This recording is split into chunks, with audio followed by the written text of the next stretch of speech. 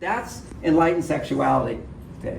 Which is the only way you have enlightened, the only way you can experience that is you have to give up all addiction. So I have no addictions in my life. I had to give up coffee, that was a final one, okay? Sugar, processed, all these things are high dopamine stimulators. When you give up addictions, you can finally give up the biggest addiction of all, ejaculation. Ejaculation produces cocaine levels of dopamine. You're all familiar with dopamine, right? So once you ejaculate, you're addicted to it. And your body's just designed, you can't live without it. This is a teenager. Once he masturbates, he cannot live without it. Any mothers here who have sons who are teenagers, also fathers, if the father is at home, a lot of times it's the mother at home, you teach them how to masturbate. Because his penis comes up, they go, what do I do with this? You don't do this, you do this. Just do this, look at the clock for 10 minutes, and you do this, and what you secretly know is your son one day is going to be able to satisfy a woman by having intercourse for 10 minutes. If you can't give a woman 10 minutes, she didn't know what an orgasm is. 10 minutes. But how does he do it? If he does this, you can't do that. They're always premature ejaculators. Because they do this. When you do this, this causes ejaculation. This doesn't. And it will also calm the penis down, and you did your job. And if you could get a virgin never masturbate, he'll never feel the need to. Once you do this, you got your first shot and hit the cocaine. And it's a sad story today, but they're even teaching children in 3rd grade to masturbate. Yeah. This is not healthy, not healthy. And any man knows, and I'll just talk for men, you masturbate, you feel like shit afterwards. You do. You're depleted. That's what happens. But you feel really good while you're doing it. Because what happens is you get a big surge of testosterone, and boom, it crashes. So what we see now is an addicted society to masturbation. They'll never have an enlightened sexuality until they give it up. So for me, I'm not addicted. So I can what I'm doing is I'm making love, and I see ejaculation over there. It's coming, it's coming. The only reason it comes, by the way, is if I'm addicted to it, or if she can't receive the energy. So see, this is all about energy. Women have to, it's a whole idea, you all know women need foreplay, right? We all know that. Raise hands. We need foreplay, more foreplay for women. What does that mean? What does that mean, men? Lots of kissing, lots of tongue action. This is all part of awakening the female. I don't need it for a guy. I'll just stick it right in. Well, yeah, that's your guy. You don't know what you're doing at all. You're just going to spurt and be over and fall asleep. And then you're going to wonder why your wife isn't turned on to you, doesn't want to have more sex with you. Women, traditionally in the esoteric societies, they have way the sex drive. It's the women, not the men. Women have to wake the man up. Because men burn out very quickly. You watch these guys, over half the guys over 40 are taking Viagra if they have sex. This is 40 years old. This is like crazy. It's not just the guy's problem. He does this, which makes him addicted, so that's a problem. But also the woman doesn't receive his energy. Can be either she's shut down to him, she's judgmental of him, she doesn't feel safe with him, she feels critical of him. Could be that. She can't receive the energy. It has to be love. And love is this. Open hands. Love you just the way you are. No complaints. Lots of requests, but no complaints. So that's my Mars-Venus talk. And by the way, a lot of this comes from, well, we're going to talk a little bit about a book I have called Beyond. It's not here, you can get it online. Beyond Mars and Venus. This book is all about hormones. Because see, we need to understand that the biology of men and women is highly different. If you go to a medical doctor, you don't want to go to an expert in men's penises, right? You go to guys who knows about penises, he doesn't know anything about vaginas and hormones and all you're going through. Basically, there's huge differences finally in medicine. But here's the bottom line. Now we're going to get into practicality. I just gave you a vision of the goal. How do you do it? I'm not going to tell you how to do it. If you want to know how to do it and you feel really inclined, I'm giving a little private talk. It's very private to share with people. Of course, your clothes are on the whole time. But that's to actually go into the dynamics of what do you do, men, to not ejaculate. But the key is you have to recognize, you have to have, your determination is power. And I want to go through, since this is an enlightenment conference, I want to go through the 10 stages or 12 stages of enlightenment. This is a famous book. Not book, it's in Buddhist centers, Zen centers, everywhere. It's called the 10 ox herding pictures. Who's familiar with that? A little bit. All right. So it's been one of my reference points for my whole 50 years of my sadhana, spiritual journey, and all the stuff I've been on in my life. And one is the seeker. Okay. And usually what precedes seeking is suffering. That's the basic Buddha teaching. The first enlightenment is I'm fucked up. My life's shit. Okay. I need more. Something's missing. That happened to me when I was 18 years old, which is after, it wasn't Woodstock, but it was another Woodstock where I was sex, drugs, and rock and roll throughout my teenager. People know what's his background, okay? Then, completely crashed. Sex, drugs, rock and roll. I love it, but it leaves you feeling like shit. You're down in the pits. I talk all about that. So I said there must be something more. And then, amazing. My mother came into my bedroom. I was having sex with a girl. I completely shut down. I talk about shame around sex. Poor lady, had to drive her home. We didn't talk. Never talked to her again. I apologize. I feel guilty forever. Okay, so anyway. But then the next day, my mother came in my room, and she didn't say anything about it. She said, "Oh, excuse me," and but she came back and she pointed out a poster I had of the Beatles and Maharishi. And she goes, "Oh, who's this?" I had no idea. But she just said, "Oh, that's so interesting." And then I happened to be playing Moody Blues' Om. And she just went to, my mother's highly spiritual. She had the biggest metaphysical bookstore in the country, maybe in the world. She had such a library that she just made it a lending library, and then people wanted to buy it. Many of you know the old Bodhi's Tree bookstore. Started the same year as the Bodhi Tree. It was twice as big. And she never advertised. Which is for me, I don't even have a publicist, never had. It's all God sends you to me. That's it. And because I am an example of what I teach. People say, how can you be so perfect to follow everything in your book? If you read my book, you don't have to be perfect. It's all about just being human, but understanding she's human too. She's not crazy, she's a woman. He's not narcissistic, he's a man. You have to understand that. Because see, if you don't understand how different men and women are, when those differences show up, you think something's wrong with them. And when you think something's wrong with them, the worst of them comes out, rather than the best of them can come out. Well said. Well said. Yeah. It's a real simple idea. If you don't really get, one of the big things is men are narcissistic. If you think you're with a narcissistic man, and there is such an extreme clinical narcissism, but if you look at women today, all I hear, oh, how do you find a man who's not narcissistic? That means selfish, okay, in their terms. He's selfish, he's not into me. If you're attracted to a narcissistic man, you're codependent. Just know yourself. By the way, what am I on the chart? That chart really was working. I'm patient. I'm patient. Everything will come in time. And everything has come in time. Amazing power. And also patient gave me the gift of being a good husband. Because what are the takeaways? When a woman is talking, don't talk. Be patient. Right now she's temporarily a little crazy. Temporarily. She just needs to talk for a while, and a shift takes place. Now I'll explain that. I'll say this as a therapist. I still counsel people. I don't have any openings, but I have people. So the woman comes in and she's upset. Could be upset with her husband. I'll never do counseling together. I never do men and women. I think this is total foolishness. What woman can feel safe to express what you're feeling when your husband's there? Because you're just going to trash him, and he's not going to hear you at all. A man cannot hear your complaints. He can't. Don't expect him to. We don't listen to complaints.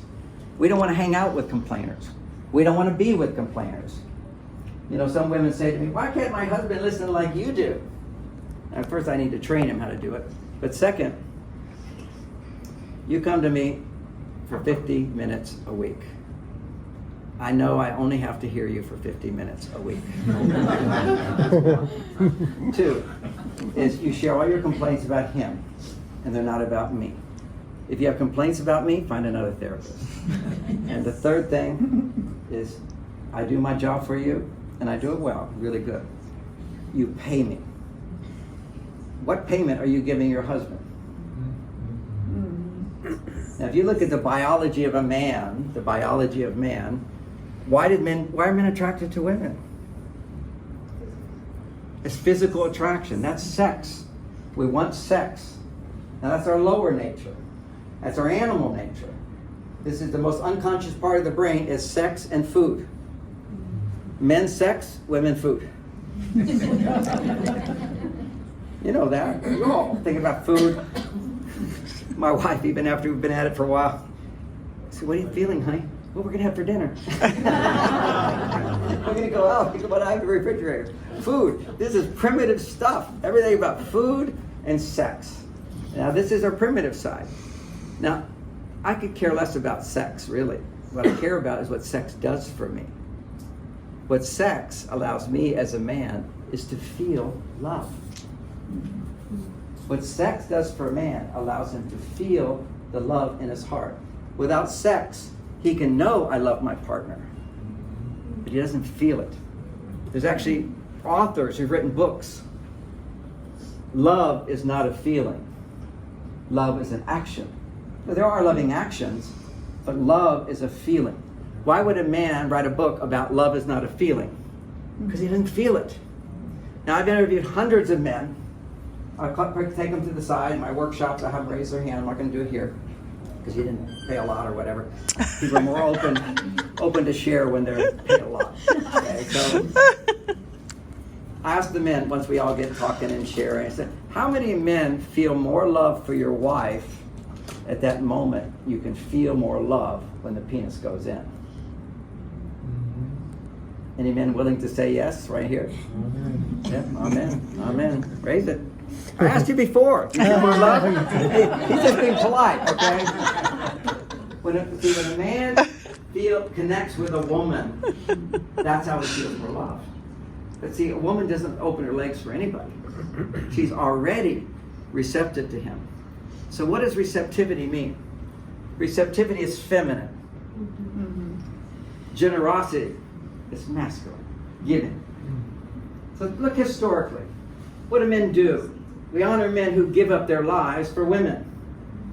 And the warrior is one aspect of it. But my dad went to work every day to make sure he supported the family, even though he wasn't doing what he wanted to do. He did what he had to do. And when a man does what he has to do, guess what happens? His testosterone goes up.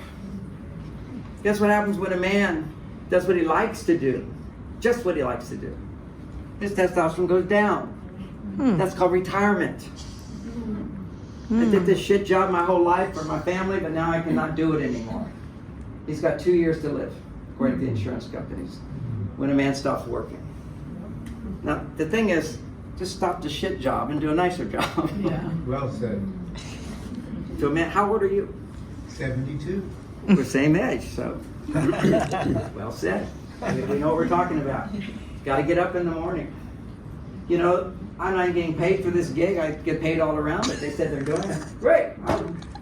Doesn't matter to me. Let me help more people. If I'm not serving other people, my testosterone goes down. Because I can't get it all just from my wife. She takes me from good, or really fantastic, to good to great. We'll put it that way. My work makes me feel good. When I take that energy that I built and share it with her, it goes to great. She has to be feeling for sex to happen. This has to go up in her presence. So when I'm in the presence of my wife, my testosterone goes up. Well, what would that look like? Well, when I feel loved by her, my testosterone goes up. Now let's look at women. Women. What's their biggest challenge in this world today? Estrogen. Hormones. Women are getting hormone replacement, hormone support, all this hormonal stuff you're going through. And what we know biologically in a woman is that when you're stressed and you're not happy, we're just going to watch him for a minute. Yeah, no, that's okay. Thank you. Raised your hand once before, I like it. Okay? So when you're a woman, and if you don't think you're a woman, still biology is that if your estrogen levels go down for your age, they go lower than they should be at your age, you're stressed. This is measurable. Anytime you're unhappy in our culture today, if you're unhappy, your estrogen levels are too low for your age category. And that estrogen age category, as we look at the mean of that of 35, is 10 times higher than a man's. So you need things to stimulate estrogen 10 times more than a man. So what stimulates estrogen? Well, that would be good to know. Well, then we put over here, we do another little parallel. Therapists, what do therapists do? We basically listen a lot. Okay, we listen a lot. Coaches maybe give some good advice. But most counselors just get you to talk, get you talking. 90% of the people who go to talking therapists are women. Why? Now somebody will say, oh, men, they don't know what they need. No, men know what they need to a certain extent. And women know what they need to a certain extent. What they need, they experience. If I talk to somebody, I feel better. And how many women can relate to that? Just talking, you feel better. Okay, we're not getting all the hands because you didn't pay, but I get that. Sometimes I have people do exercises to get those arms going, but it's nice to know other people have that feeling. But this is a consensus on our planet now. It's the whole foundation of therapy, counseling, psychology. Everybody needs to talk. Well, guess what? Men don't. That's a big mistake. We're not girls. We're not women. What we need is to take right action. Then you can talk. But if you take right action, you feel good. So what do you talk about? How good you feel, how much you love your partner, how happy you are to do things for them, how lucky you are to meet them, and then the stars of your life. That's what you share feelings. Women say, I want to know what you're feeling. They just want to know you're not mad at them. Because when a man doesn't want to talk, you know what he's doing? He's thinking. I remember doing an Oprah show with Oprah. I was her coach for 8 years, her coach. I did 18 shows with her. And then they kicked me off because they all told her, you can't support this guy. He's a sexist. I have never received a positive print interview. I was #1 on the New York Times for 4.5 years. In nonfiction, nobody's ever done that before. I'm considered one of the top 10 most influential books ever in the decade where it was #1. But the whole time, no print article was positive about me. I'm a fraud, I'm a fake, I'm dangerous, I'm sexist, I'm terrible. Yet 50 million books. And way more since then. That's amazing. How is that? Well, that's part of your spiritual journey. The more light you have, the more the bugs come. They come. You know, occasionally there's a fly in my bedroom. I leave the windows open. How do you get them out? You turn out your light, go to the bathroom, turn on the light, leave the door open for a while.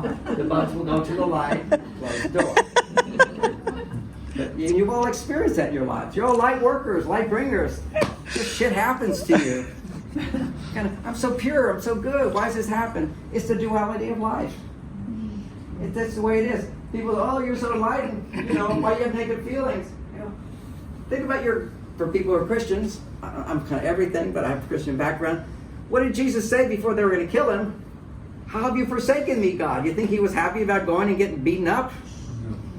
And what about karma? Oh, he had bad karma. Stuck him on a cross. Bad things happen to beings of light.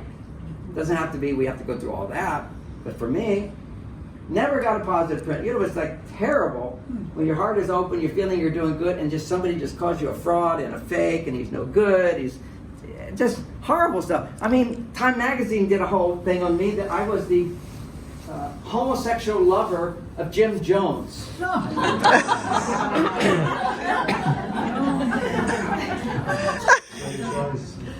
Because he was a faculty member at a university that I was going to for a while. We both left at the same time.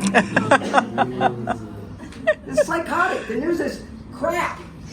You don't have any idea when you have people telling stories about you how much the deception there is in the news that you are part of the news, and So anyway, for women, what's happening is when they're happy in the presence of a man, their estrogen's going up.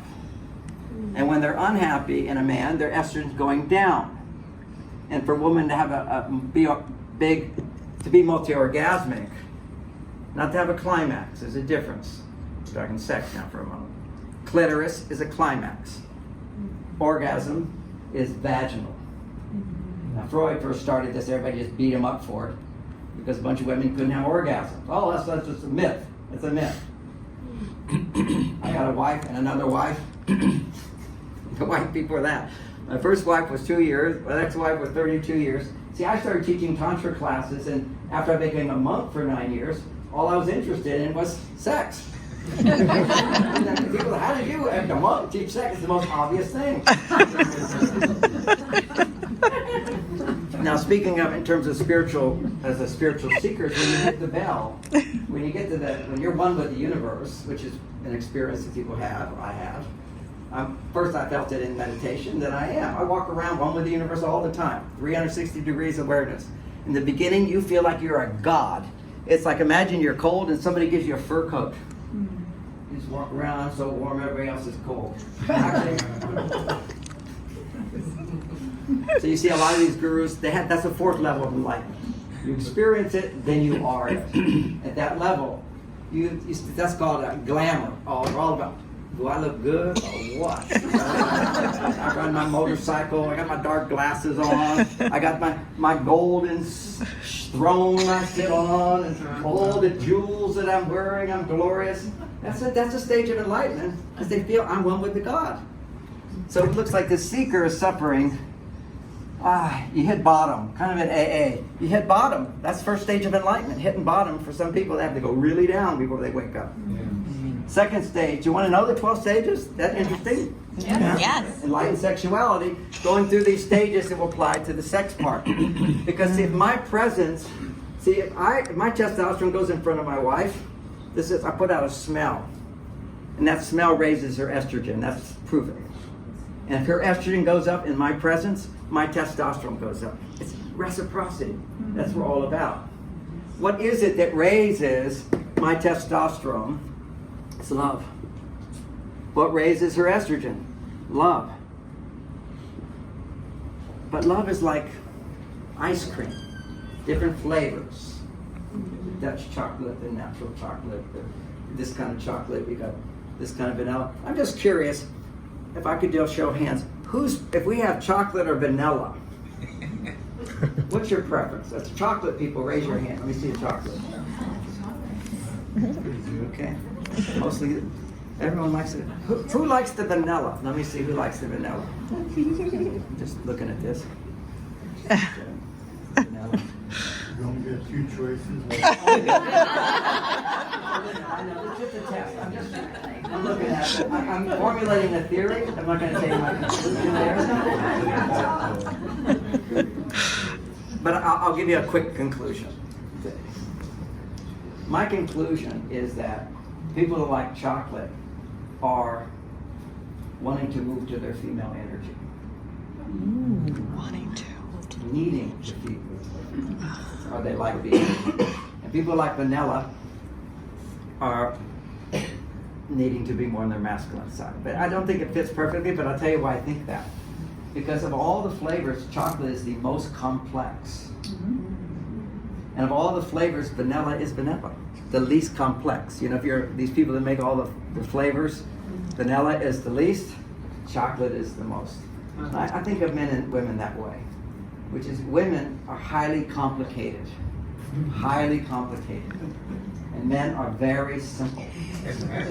You have no idea. Women are always trying to figure men out because you can't imagine simple. You can't imagine. What's he thinking? What is going on? Why did he say that? Is he thinking this? Is he trying to do that? Is it because of mother? You know, this is the birth of psychology. The complexity of it. We are very, very simple. It goes up. It goes down. Whatever makes it go up, do more of that. And for women, it's complex. All right, so let's look at love in terms of just ice cream. There's certain ice cream that raises testosterone up in terms of love. Whenever you're trusting a man, his testosterone goes up. My testosterone shot up, just not in a sexual way, but just it doesn't have to always be sexual testosterone. But the fact that this room is packed, my testosterone probably got 3 times its normal. You know, off the chart. If it was half full, it would be at least double. Okay. But it was in a packed room. What does that mean to me? I'm trusted. You're willing to take this time to hear what I have to say and consider it and be open to it. Open to it. So, why do when the soldiers used to come home from battle, and we thought it was a good thing to be at war, they'd come home risking their lives, all the women are turned on. They're all just jumping on them. They're so excited. They're kissing them and touching them. They're all having sex that night. And the women are initiating it. I just saw a movie, not that I recommend it, but the woman is being beaten up by some guys, and then the kung fu guy comes along and beats up those guys, and then the kung fu guy gets put in jail, and then, because they said he was the problem, she said, no, he's saving me. But anyway, finally he gets out of jail, visits her, she sends him little notes. He risks his life to go see her.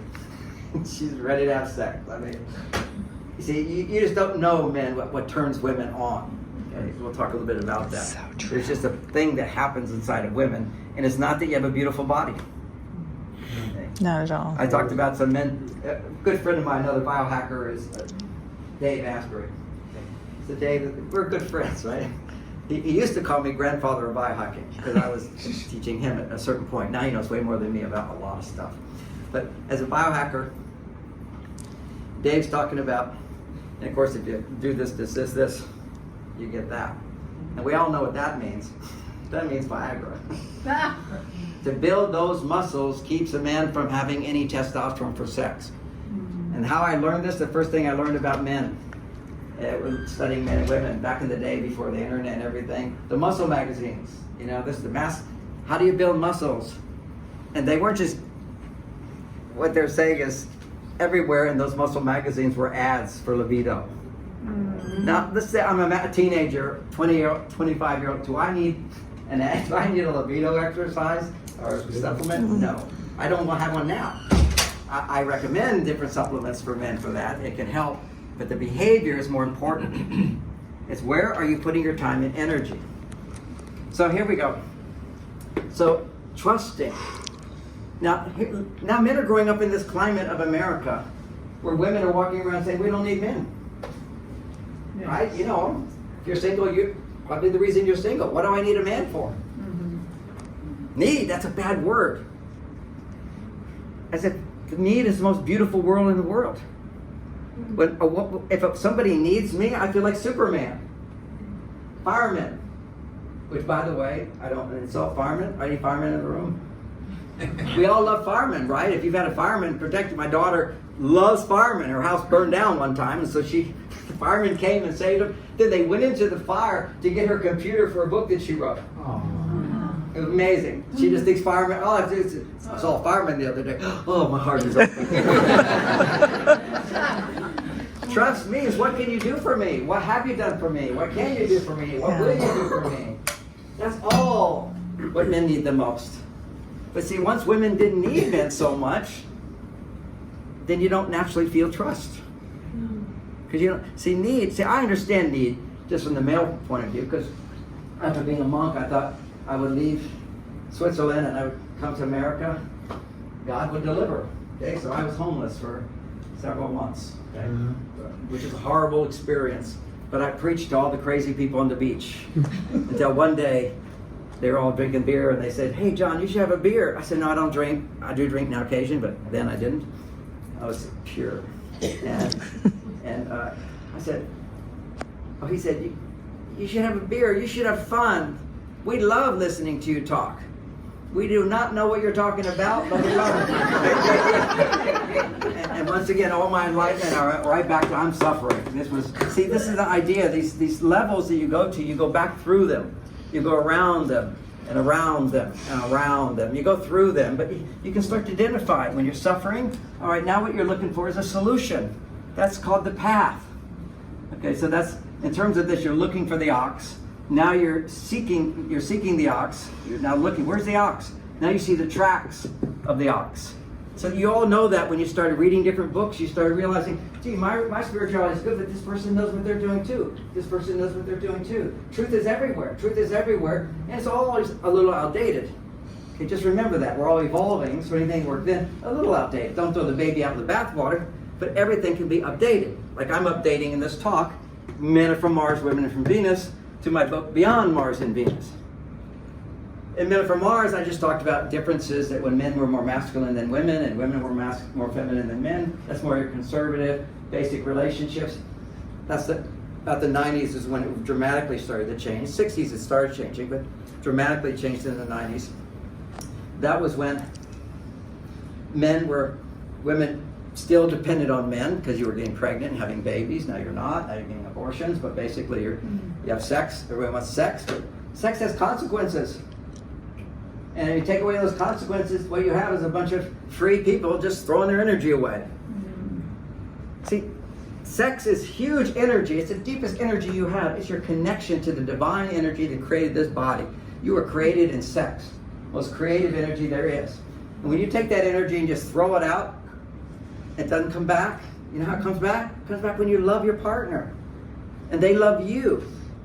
A lot of men say, oh, I did this. I was Casanova after being celibate. I had all these women. You know, I went around reading their palms and making love to them. I would say, you know, I'm used to this. Would you teach me your body? Because I've been a monk. And they're happy to tell me everything in their body. And that's how I learned. Women are all different within their zone, but completely different from me. Nothing they said I could relate to practically when it comes to sex. Men are hot, women are cold. Women are like just slowly getting up there. Men are like ready to go. Blowtorch, ready to go. She's like, you gotta prepare her various ways for different women. Then you put it in the oven. You preheat the oven. Then you put it in. You can just stick it right in. If you stick it right in, he'll ejaculate. Because she can't receive that energy. See, his energy has to build up in her, have a few orgasms, then you sit and talk a little bit, and then come back, have a few orgasms. She has to build up more, build up more. Talking as well. Enlightened sexuality is not just genitals. It's so much expression of love and so much talking. I was giving a talk on the other day on one of my classes here in Marin County. I do 3-day classes. And some I think it was a woman said, she's from Texas. She goes, you talk during sex? Of course I talk during sex. You know, after about the 5th, 6th orgasm, my wife says, talk to me, talk to me, talk to me. She might even say, what are we going to have for dinner? They need to connect. Talking is connection. Connection produces estrogen. So we'll put over here, connection is the major estrogen producer. And of course, to be trusted from a man, that's one. What's another one that builds testosterone? You know, if your husband makes a mistake and you say, why did you do that? Why would you do that? Why did you do that again? How could you forget? How do you think he feels when you say that? Shame, she said. What else? He feels criticized. I'm out of here. I'm not. He's just out of here. You're single, right? No, I'm married. Good for you. Good for you. Okay. We don't want to hear that. Yeah. Why would you do that to your best friend? But you see, you don't know what else to do. Nobody taught you how to do this because never in history have women had to ask men to do stuff. See, every complaint is really just a request, which is very sweet. Yeah. But all my dad had to do is what men were taught to do, make money. And don't share your feelings, and don't get angry, and have a personal life separate from your wife. That's called hobby. You know, if you had a resume back in the 80s, 70s, maybe 50s really. A resume in the 50s is what can I do, what's my education, and what are my hobbies? If you're a man without hobbies, you're like nobody. You have to have a place where you're not intimately connected to your children or your wife. Because every time you connect with your children and wife, your estrogen goes up. And unless you have high testosterone at that moment, your testosterone will go down. So why do I explain this? I give you more evidence. All this is data driven. But my conclusions, having interrelated several things, because nobody's ever explained this to the world before. This is done in our database. We didn't need it in our database because women throughout history have always been estrogen producing activities. Men, testosterone producing activities. What are testosterone predicting historically for men? Dirty jobs, dangerous jobs, difficult jobs, and life-threatening jobs. Anything a woman didn't want to do was romantic. So all you have to do stuff that women don't want to do. Now, the new definition, besides that, you still have to do that, but we're more enlightened beings. The new one, just take this thought in.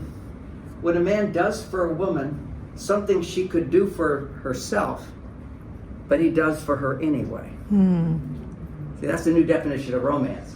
Now, the fairy tale version of that is when he does something for you that you could do for yourself, and you didn't have to ask. Yes. Yes. That's just a great. That's fantasy. Yes. You do not know what you need. Men have a different gene set that you have. We have. We can efficiently call it. We can call it the efficiency gene. Now, the efficiency gene, women, it means don't do anything you don't have to do. Don't do anything. You don't have to do it. Why would I do something if I don't have to do it? But women, you don't have that gene. You're always doing more than you have to do. Can any women relate to that? Yeah. See, I get a response on that one now. Yeah, no problem. I got a lazy husband. I'm doing it all. You don't have a lazy husband. He's a hero. He only gets activated when somebody motivates him. Now you think, well, he wasn't that way in the beginning. Yeah, because he was high on dopamine.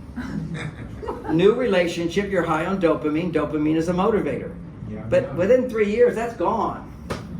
There's no free dopamine. And dopamine for men in a relationship raises testosterone. Dopamine for women, again, women a little more complex, if she feels safe, then her estrogen soars. Dopamine for a woman, if she doesn't feel safe, makes her more masculine. That's the work world. Women today, their testosterone levels are so much higher than they've ever been in history. Their estrogen levels are so much lower. So we needed a new solution, because it's evolution. It's the synthesis towards enlightened sexuality, which is where you can be both masculine and feminine at the same time. And how do I do that in my enlightened sexuality? It's only from my experience. I didn't read this in a book, none of this stuff. This is me, and so I'm just telling you my story. Doesn't fit everybody else. But see, there's this whole movement today, which is masculinity. We need to become more feminine as men. And that's true. I'm a grandfather. I was there for my kids. I raised my children. I was so lucky because my wife did not want babies, and she said, only if you promise to do it 50-50. I put it in blood. So always when I had huge opportunities to make more money, to be more successful, I came home. I wrote my books while babysitting my kids. So this was a commitment I made which allowed me to develop my female side as well as my male side.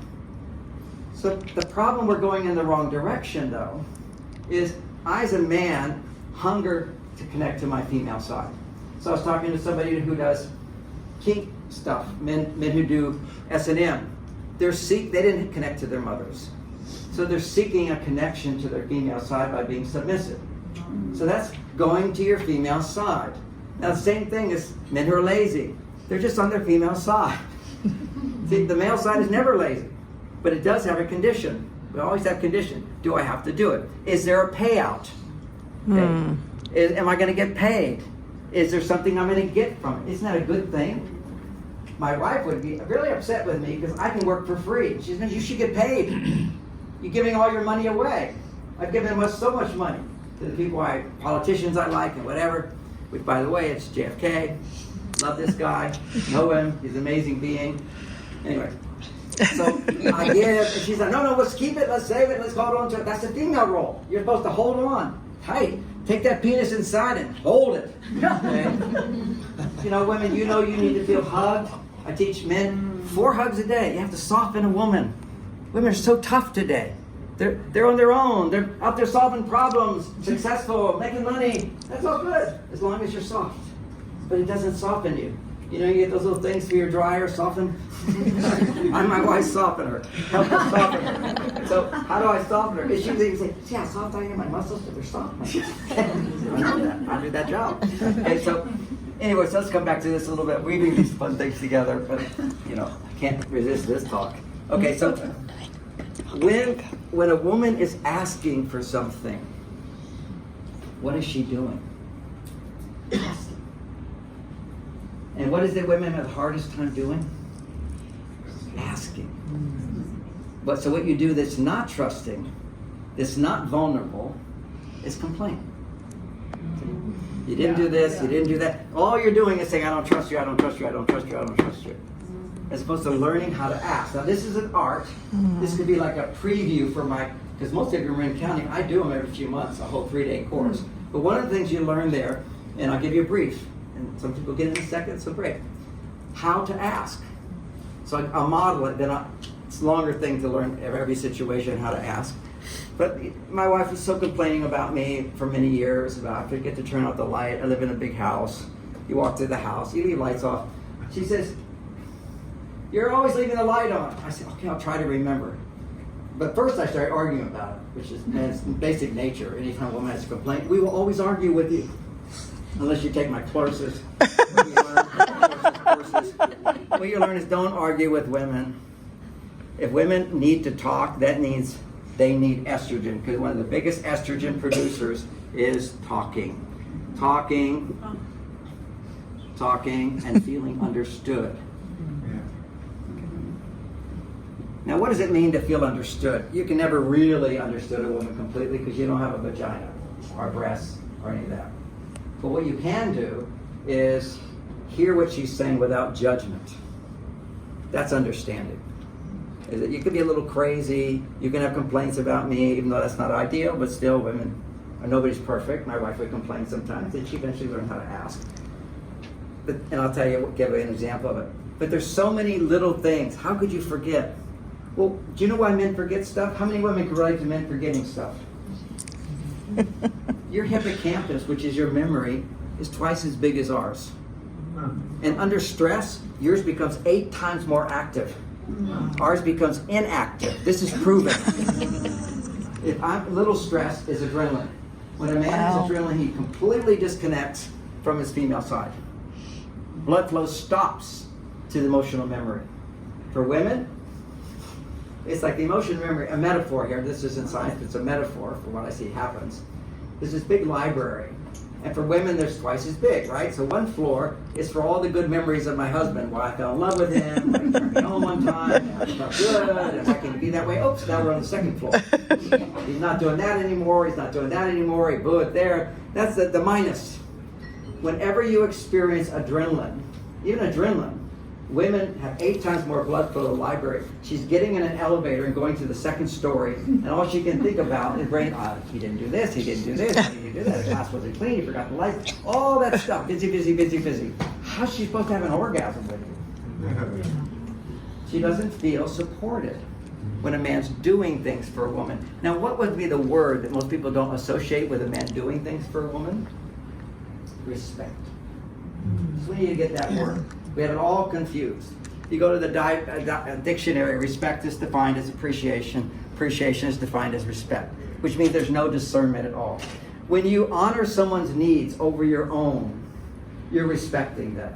That's what respect is. Respect the law. What does that mean to respect the law? Do I like a lot of the stupid laws? No. But if there's a police around, I will respect it. Which is the driving thing. This is what women need. They need respect. So the kind of flavor of ice cream that women need is respect, understanding, and caring. Now for men in the room, what does caring look like? Well, if I got a new car and somebody keyed it, which happened to me, so I stopped buying fancy cars. So I bought the best car you can buy in Mill Valley, and some woman just came by and just skied the whole thing. While my daughter was in the car. Horrible. It was terrible. So you know what I did? I sold that car. I said, if that car makes people angry at me, I don't need that car. So that's what I did. Now later on I did buy another car, which I only drive when I don't park anywhere. It's my Bentley, a convertible Bentley. I will drive, but I don't park it anywhere. So that's my thought. We should all have an inspiration of, that's for me. See, that's how I got so rich. Whenever I see a rich person, that's for me, that's for me. When I was growing up in my neighborhood, the richest kid in the state lived down a bit away, and all the kids were jealous of him. And I thought, why are you jealous of the rich kid? He's got a cool house, pool table, swimming pool. I like the guy. He just built into me. That's for me. That's for me. That's for me. The jealous, he must be a bad person. Not all rich people are bad people. Okay. Some are. Okay. But caring. So caring is when your car gets scratched, you go, that's caring. When my wife's in pain, I care. Now that can go too far. There's another example of a woman, she's super hot Brazilian woman, guy has great sex with her, she loves sex, she's way estrogen, okay, way estrogen, which makes her attached to him, but too much. Okay, this is not every woman, but what happens is, you know, they have all this great sex together, not enlightened sex, he's ejaculating, he'll live a shorter life, no doubt, but this is longevity. There's whole books written about this, history written about this. That's Men right. who master the skill of not ejaculating live longer, like hundreds of years. The cities where the one guy, and he does ejaculate, you know, once a month with another woman, he'll make babies. So the whole city, his army. So that was part of survival. I taught in China for 10 years now. In China, you hear these amazing stories like, why did they want boys? Because you had children, as many children as you can get, boys, because they're your army. There's no police back then. Right. People just want to, people have more boys, they just come and steal everything, like everywhere. People are like animals. We still are like animals. We are animals if we can connect with our higher self. We're not. I'm sure my time's running out, so I'm going to quickly cover 2 more points. So trusting, accepting. Accepting is, honey, you forgot to turn out the light. I just want to remind you how good it makes me feel when you do it. I've noticed you've been doing it. Oh yeah, that would work. And it's no doubt. It's magic. It not only will work, is that next time you walk by, you go, oh, I've got a point for this. It feels good. I'm helping my wife. Yep. And that key thing is kind of didn't finish with, and it's not a big deal, and walk out of the room. Anytime you have something you think your partner doesn't want to hear, say, honey, it's not really a big deal. I noticed that. Just tone it down. Tone it down. That allows a man not to have a stress response when you amplify your emotions. Yeah. Do not tell your partner what to do. Just do you want me telling you how you should feel? You shouldn't feel that way. You're upset. Why aren't you happy today? You have so many things that much more than anybody else. How could you be unhappy? You're so ungrateful. Did you want to hear any of that? You do not want to hear a man telling you how you should or should not feel. Well, guess what? We're men. We do not want a woman telling us what we should do or should not do. You're not the mother. You're not the principal of the school. You've got a husband there. She said, well, how do I change him? You don't. This is the guy you picked. You accept him.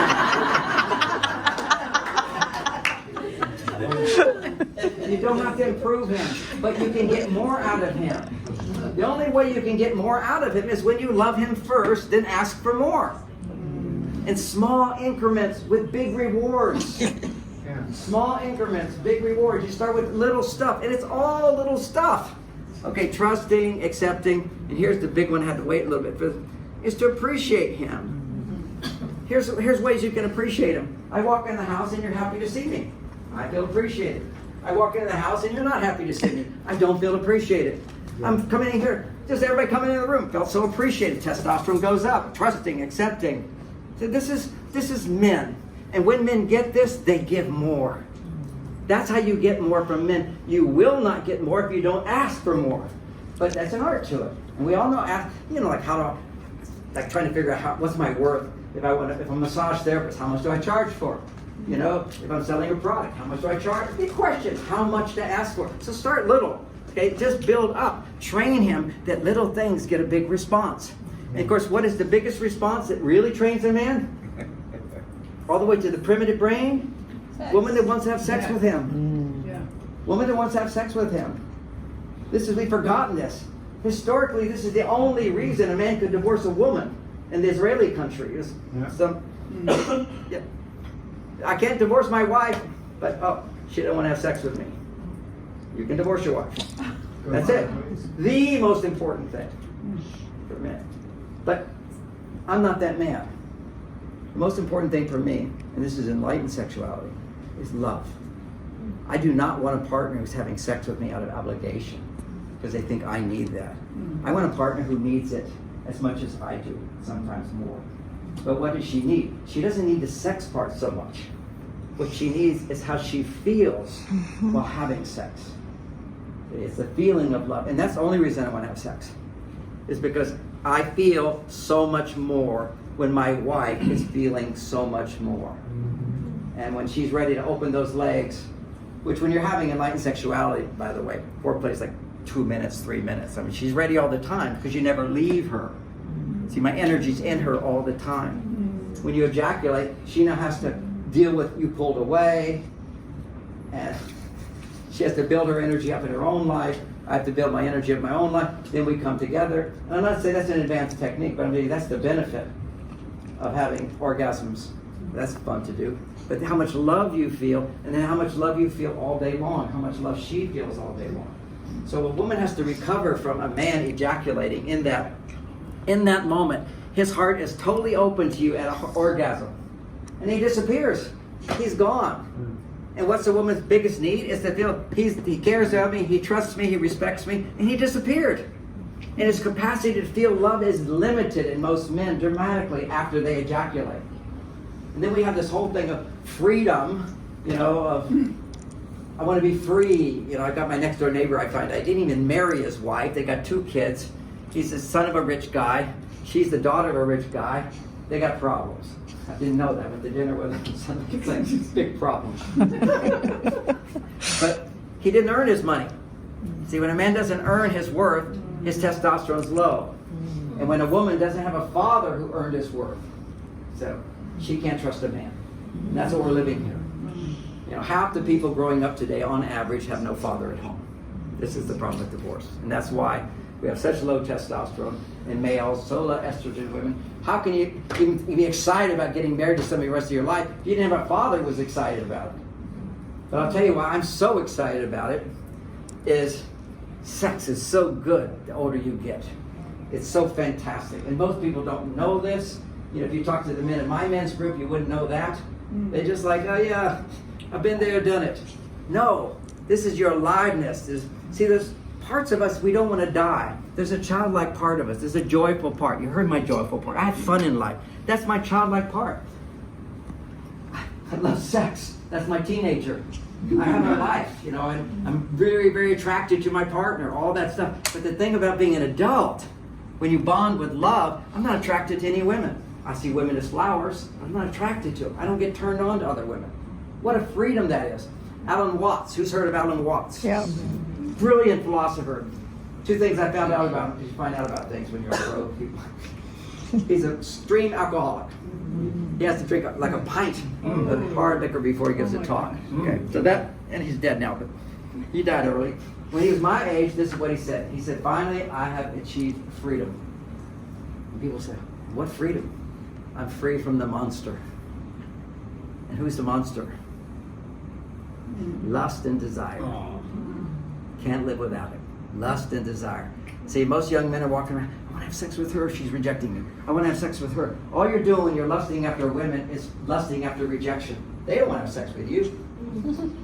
But to find a partner that you have a great sex life with, you're never rejected. Why would I even think about another? My body knows.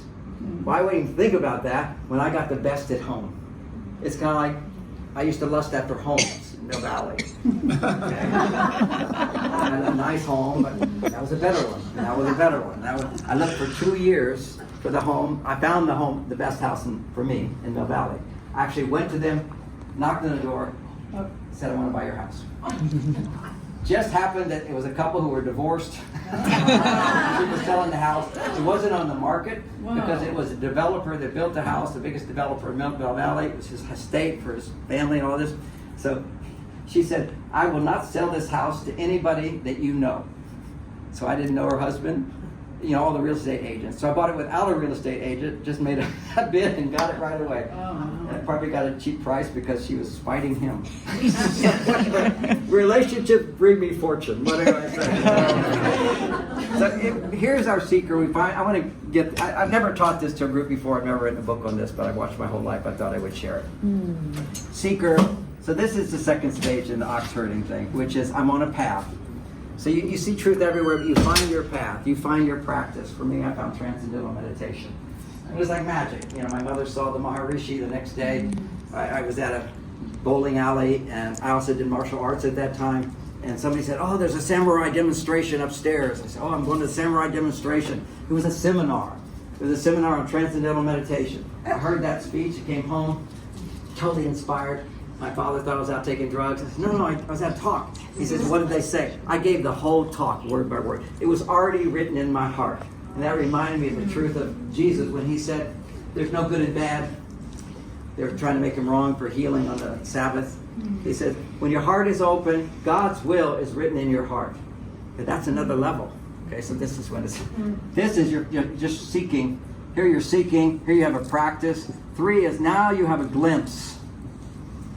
It's working, it's effortless.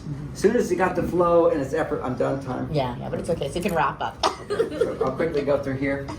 And you got the different levels. How to ask, I gave a little example on that one. So glimpse, number 4, is capture. You capture the ox. Okay, that's when you become the glorious glamour. I told my brother who's a Tibetan yogi, I said, I'm enlightened now. You can't be enlightened now. I'm enlightened. I'll tell you, I'm enlightened. Like unbounded awareness. There's no limit in my consciousness. I'm God. I'm one with the God. People have been crazy at that stage, okay? But that's the next stage, is crazy. Okay, so the next, according to ox herding, this is an ancient tradition, Buddhist and Zen, whatever. Yeah. It's called taming the ox. What taming the ox is making a lot of mistakes. You know, it's the story of the prodigal son who decides he's going to go out and waste all his money, have sex, rock and roll, the whole thing, and then he crashes, probably there. But what happens to the prodigal son? He comes back and he is loved because he repents. He reflects on my mistake. So what I had to do, I stopped showering, I stopped brushing teeth, I started doing drugs again. I did everything until it was my choice to stop. Not because it was good or bad. It's a shift. Nothing's good or bad.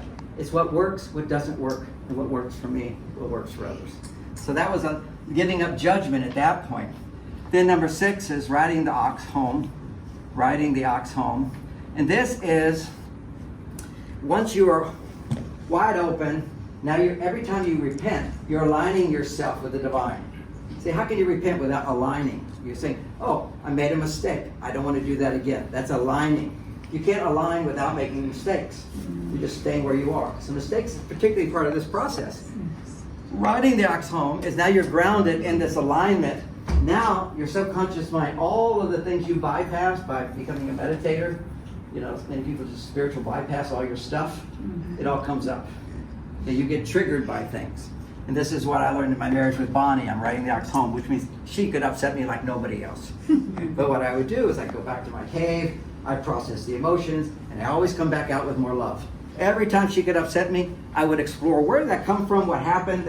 He does the shadow work. This is the powerful shadow work time where you realize that anytime you're upset, 90% of it is you. Yeah. Nothing, you're just overreacting.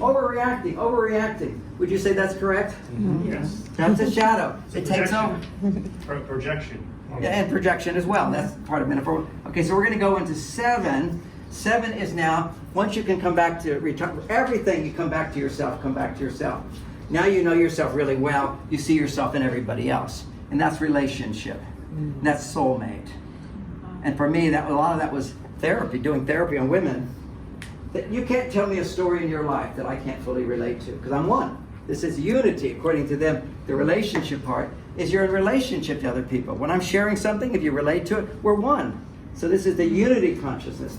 Now what happens very quickly after that, I'll get to it, is when you start feeling I'm one with everyone, then you're not here. You're one with all, there's no you. So that's the drop of the ego. So this is this freedom, and that's called no ox, no self. Okay, this is just, I'm no longer motivated to do spiritual practice or anything. I'm just serving the world. So that's no ox, no self. And that emerged in my relationship with Bonnie. And then that moved into no self, which is where I became the biggest selling author in the world at that time. Which was, if you have no self, energy just comes to you. Yeah. You're not resisting it. I just saw an interview with Jay Leno. I could understand where he was. You have no idea what Jay Leno is. He's just a funny guy. But they said, Jay, all that drama, did he ever get upset? Did he ever get kicked him out, put him on down? He said, this is the gift of low self-esteem. I really don't think I'm that important at all. I have a few talents, but that's it. So nothing really bothers me. I'm just feeling lucky. See, that's no self. So when people talk, I already know where stage they're at. And remember, you're always cycling through these stages, but it's life will humble you if you're at this stage to knock you down, because that's also when I never got a good print interview. Every one of those would knock me back down. Any residue of my being bothered by that was just knocked out. Okay, so then there's number 9 which is return to source. And that's when a lot of people are channeling, a lot of channels here, they're all letting source come through them. That's that state. Source just flowing through you, you're in the flow, that whole thing. And that's when I wrote 25 books, one book every year. Just boom, boom, boom, boom, boom, boom. I can just sit down and write a book in a month. I could do that now, but I just like making love. So I don't really have time to write a book. I'll get to it. I want to write this book as well. But there's a return to source. Then number 10 is the sage returns to the village with open hands. And there's a lot of controversy what that means. My own experience, what that means is grace. It's not that I'm here to serve others. That's the next stage. They all blend. There's 13, 12 as far as I'm concerned. But this is where I begin to experience, no matter what happens to me, it's the universe gifting me. Everything is a gift. Luck is there, but also when bad things happen, what am I going to learn from this? No matter what I do, I always something to learn from. That's a whole chapter of a book, two books even. So there's grace, and that was my mother lived in grace. She never upset about anything, because when her father died, she went into a coma, went to the hospital, and the father said, you have to come back into this world. And the father said, I'll always be with you. Very spiritual lady. She always told me, whenever you're not getting what you need, you're looking in the wrong direction. And that's true. I wrote a whole book on that. Always what you need at this time of your life is right available to you, and if you're suffering, it's over here, and you're looking to your husband or your wife to make you happy. Really, you need to look to yourself, look to education, look to having fun, look to spirituality, look to service, look to win-win. All these primary needs, but sex is so powerful that women particularly will attach when they have an orgasm, and suddenly that beats everything. It doesn't have to beat everything, it's its own unique experience. So then you have everything is what you need, that's grace. Then selflessness, you just want to serve other people. And then after that, I'm pressured here, I can't remember. That's good enough. It wouldn't be